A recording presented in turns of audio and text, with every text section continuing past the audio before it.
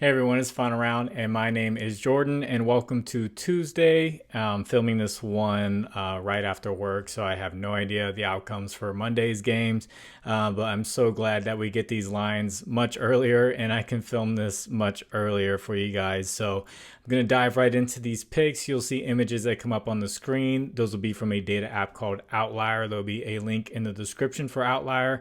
That'll give you a 7-day free trial. So this first pick is going to be Josh Hart of the Knicks, over 11.5 rebounds at -130. He's gone over 3 out of 4 games this series and 6 out of 8 times this season against the 76ers. So he's going to be back at home in New York, where the game flow is going to be much slower, much grinded out type of game pace, where there's going to be a lot of missed shots. It's just how New York likes to play, and with their home crowd behind them, there should be a lot more missed shots, and it showed with games 1 and 2 when he played there. I expect a ton of rebound opportunities here for Josh Hart. This line hasn't really moved much this entire series, so I do like him to go over. As far as points goes, he was scoring very well until that last game. He didn't even make a shot. He just knocked down some free throws, so that worries me a little bit. So staying away from points, even though he could go off just because he's back at home. And assists have been kind of off and on as well. So I'm going back to his bread and butter rebounds for Josh Hart. If you guys could, please like the video, and if you haven't, please subscribe to the channel. If you have a little bit of extra time, could you leave a comment for the algorithm? You can say anything, and that works. So thank you to the people who do comment. This next pick is going to be Donovan Mitchell, over 5.5 first quarter points for the Cleveland Cavaliers. This is at -130. He's gone over in 6 out of 7 games this season against the Magic. And this series kind of looks like one of those series where the home team plays well and the away team does not play well. The home team's going to come out hot, like we've seen. In games 1 and 2 in Cleveland, Donovan Mitchell kind of set the tone, and he got off to a hot start with 10 points in game 1 and 14 points in game 2 in the first quarter. So with this series tied 2-2 back in Cleveland, looking for him to take a lot of shots and get over this 5.5 first quarter points mark. So at least 6 points looks pretty doable here for Donovan Mitchell. This next pick is going to be a gut play. Statistically, it doesn't look good from the past 2 games, but playing at home, I really like Jarrett Allen, over 11.5 rebounds at -115.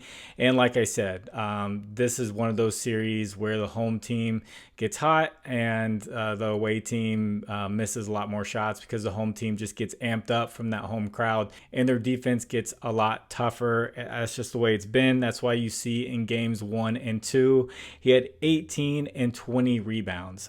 And also in games 3 and 4, he had 8 and 9 rebounds. Those were both like almost 30-point blowouts, and he didn't play his regular minutes, around 35 to 40 minutes that he was getting in games 1 and 2. In those games 3 and 4, he had 24 and 29 minutes. So still had a chance to hit the mark if the game was more competitive in Orlando. But here back at Cleveland, gut says that he's going to go over this rebounds mark again with more missed shots, more rebound opportunities. And then this next pick is going to be Tyrese Maxiell, over 4.5 first quarter points at -108. This line was actually at 5.5 for the longest time, and then it got bumped down 1 just because he had one off game where he made 1 shot. He made a 3 in the first quarter, and that was it. Against the Knicks, the rest of the season, he has gone over this line, and he's gone over 90% of the last 20 games that he has played. In games 1 and 2 in New York, he had 7 points and 9 points. So I don't expect him to just go out there and make 1 shot again. And at -108, I really like this payout. So I'm going with Tyrese Maxiell here to try to keep the Sixers alive in this series. Obviously, Joel Embiid's going to be doing the same thing. And speaking of the superstars, Joel Embiid and Jalen Brunson, their lines are extremely high. I know Jalen Brunson's volume has been insane, and he's been getting rebounds, assists. I just feel like the lines are getting really high for those two guys.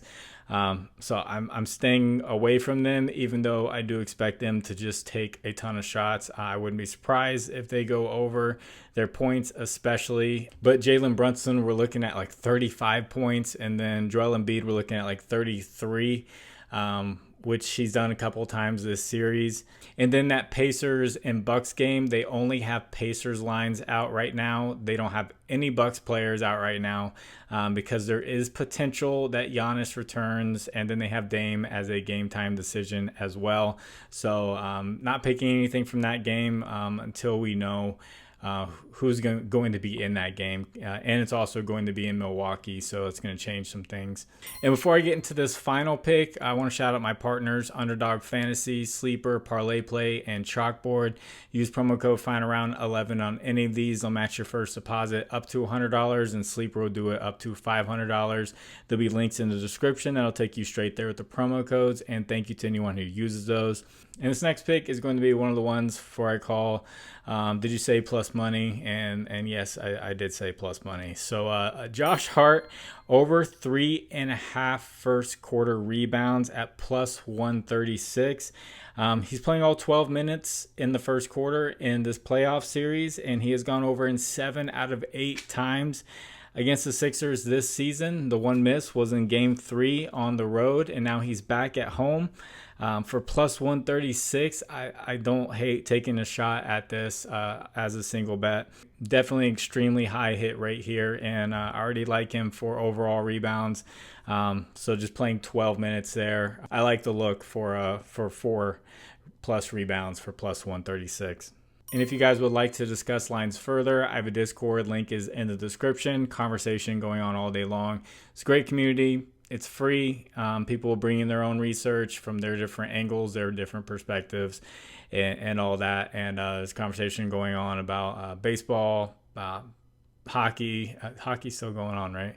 And esports, and obviously basketball. So I would love to see you guys in there. And as far as a recap goes, I have no idea. The games have not started. I do have a recap on the Rudy Gobert play, though, that I wasn't able to give in the last video. He had 9 points going into halftime. I thought it was going to be safe that he scored 5 more points, and I went to bed at halftime. I was like, this play's going to be good, and I woke up in the morning, and he still just had 9 points. Looks like he got into foul trouble, and Anthony Edwards kind of took over, because Anthony Edwards didn't have many points at halftime either. So he looks like he kind of took over and just didn't give the ball to anyone else. And Rudy Gobert did go under for the first time in the series. I will probably have this released after the games have started, and I'll recap this in the next video for the Monday's games. So I hope you all do well. I hope you have a great Tuesday. Stay away from those tacos. They are all traps on Prizepicks, so beware of the taco traps. So God bless you all. It's the final round. My name is Jordan. I'll catch you on the next one. Bye.